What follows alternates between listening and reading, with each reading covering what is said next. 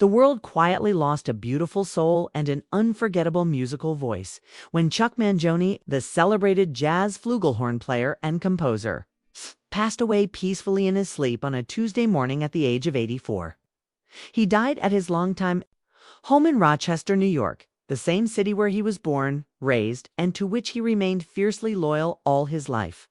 To many, Chuck Mangione was more than a musician. Here was an era, a feeling, a sound that could bring peace to a troubled soul and warmth to a cold room. His passing marks the end of a deeply melodic chapter in American music history. Chuck Mangione wasn't just known for his chart-topping smooth jazz hits that dominated the Billboard adult contemporary charts. Throughout the 1970s and 80s, he was instantly recognizable with his trademark look, long flowing hair, a carefully groomed beard, and the brown felt fedora perched confidently on his head. But more than his appearance, it was the sound of his flugelhorn, that rich, mellow, deeply expressive voice of brass that made him unforgettable. He took what many saw as a supporting instrument and made it a central figure in contemporary music. Its melodies, elegant and emotional, didn't shout for attention. They gently wrapped around listeners like a soft blanket, leaving them better than they found them. His most iconic track, Feels So Good, didn't just chart, it became a national mood.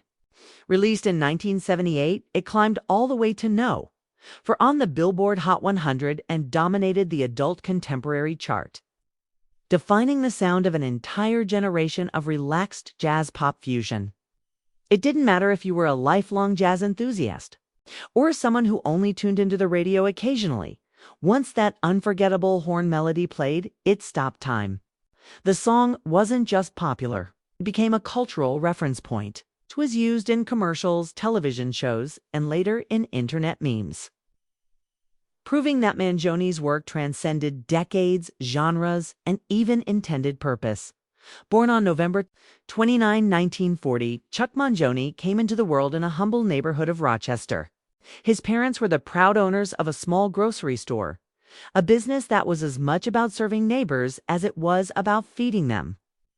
The Mangiones weren't wealthy in money, but they were rich in values. From a young age, Chuck and his brother Gasper, whom everyone called Gap, were immersed in a household filled with the sounds of traditional Italian music, jazz records, and laughter. Music was not seen as an elite pursuit in their home. It was part of daily life. And that, perhaps, is what made Chuck's sound so accessible and so full of soul. It wasn't created in isolation from the world. It was born from it. Chuck first discovered his passion for music in elementary school. It wasn't long before he was drawn to the trumpet, a choice that would define his early life. What sparked that specific choice was cinematic. Watching Kirk Douglas play a tortured but talented horn player in the 1950 film Young Man with a Horn. That performance didn't just inspire Chuck, it ignited something in him. He didn't just want to play music. He wanted to feel it, live it, and someday move people with it the same way he had been moved. He began lessons immediately after, and the rest, as they say, history. Through middle and high school, Chuck and Gap started performing wherever they could in local clubs, community halls, and anywhere that had a stage and an audience. It wasn't long before they caught the attention of local jazz legends. And soon the two brothers found themselves sitting in on impromptu jam sessions at the Ridgecrest Inn, a now legendary hotspot just outside Rochester. It was there that a young Chuck Mangione met Dizzy Gillespie, a towering figure in jazz history. For Chuck, meeting Gillespie wasn't just a brush with fame. It was a spiritual encounter. Gillespie saw promise in the teenage musician and took him under his wing, becoming what Chuck would later describe as my musical father.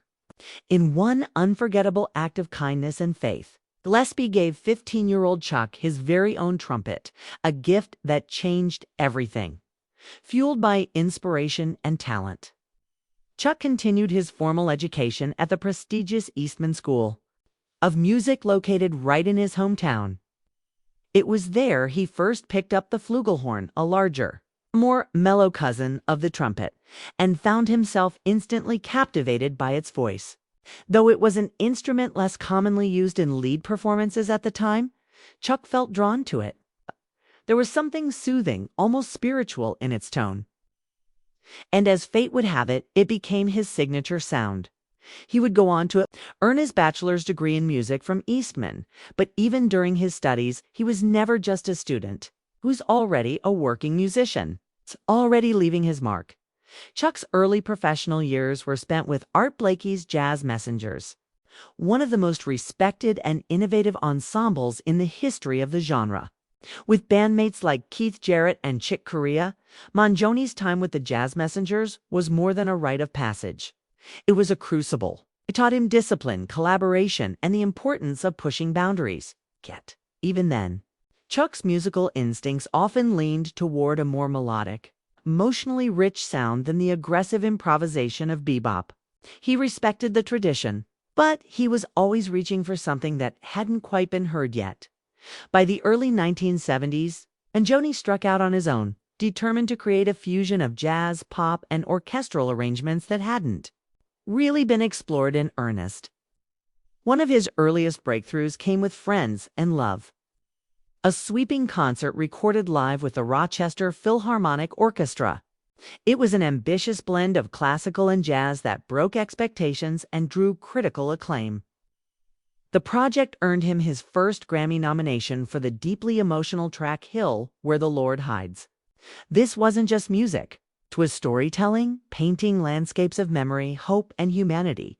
Through brass and strings, another early standout was Land of Make-Believe, released in 1973, featuring the vocals of the incredibly gifted Esther Satterfield. The album resonated deeply with audiences and received widespread play on alternative FM stations, a sign that Mangione had tapped into something rare and deeply human.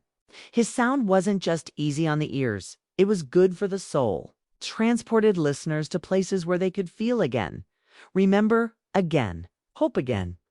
As Chuck Mangione's music continued to evolve, so did his reach. His work began to transcend the boundaries of the jazz world and enter mainstream consciousness in unexpected ways. While many artists were chasing commercial success through formulas and trends, Mangione was doing something different. He was staying true to his artistic vision, but the world couldn't help but follow. His unique blend of orchestral arrangements, melodic phrasing, and accessible jazz resonated far beyond the confines of genre-specific audiences. Yes, he wasn't just making music for jazz fans. He was making music for anyone who had ever felt deeply and needed a soundtrack for it. And then came the cultural tidal wave that was Feel So Good, released in 1977 as part of the double platinum album of the same name. The track didn't just become a hit, it became the hit. It was everywhere, on radios, in department stores, as hold music on phones, and eventually as the soft backdrop to countless late-night drives, romantic evenings, and moments of quiet reflection. The track was nearly 9 minutes long in its original form, a bold move in an era of tight radio formats. But it still managed to become one of the most iconic instrumental songs ever recorded. The edited version skyrocketed to the top of the charts and stayed there for weeks. Its gentle opening melody, the languid swell of the flugelhorn, and the effortlessly smooth guitar accompaniment became instantly recognizable. Feels So Good was more than a song. It was a feeling, a warm, unspoken language that could calm the most anxious heart or uplift a weary soul. Mangione had tapped into something primal and emotional with that composition, and it resonated with people of all walks of life. For many, it became the sound of falling in love, the background to unforgettable summers, or the music that played when they simply needed to escape the noise of the world and breathe.